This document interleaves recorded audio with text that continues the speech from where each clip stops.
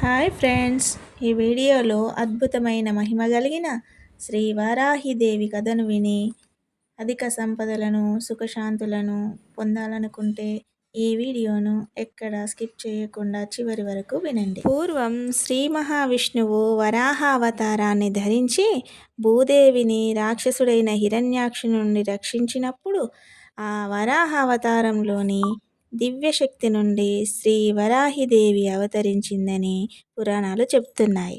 ఆమె సప్తమాతృకలలో ఒకరిగా ఎంతో మహిమాన్వితమైన దేవత.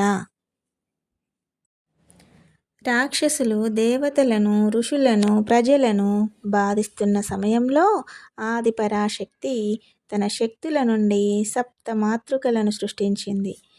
వారిలో వరాహిదేవి అత్యంత పరాక్రమశాలిగా యుద్ధరంగంలో ప్రవేశించి అనేక రాక్షసులను సంహరించింది. ఆమె ధర్మాన్ని కాపాడి భక్తులను రక్షించి లోకంలో శాంతిని స్థాపించింది. వరాహిదేవి వరాహ ముఖం, దివ్యమైన మానవ శరీరం ఉంటుంది. ఆమె చేతుల్లో శంఖం, చక్రం, గద, ఖడ్గం వంటి ఆయుధాలు ధరించి భక్తులకు అభయం ప్రసాదిస్తుంది. ఆమె రూపం శక్తి, ధైర్యం, జ్ఞానం మరియు విజయానికి ప్రతీక.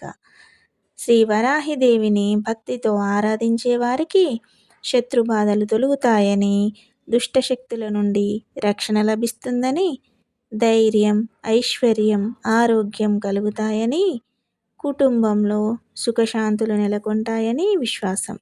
అందుకే వరాహిదేవిని రక్షణ ప్రసాదించే మహాశక్తిగా భక్తులు అత్యంత భక్తి శ్రద్ధలతో పూజిస్తారు. జై శ్రీ వరాహి మాత.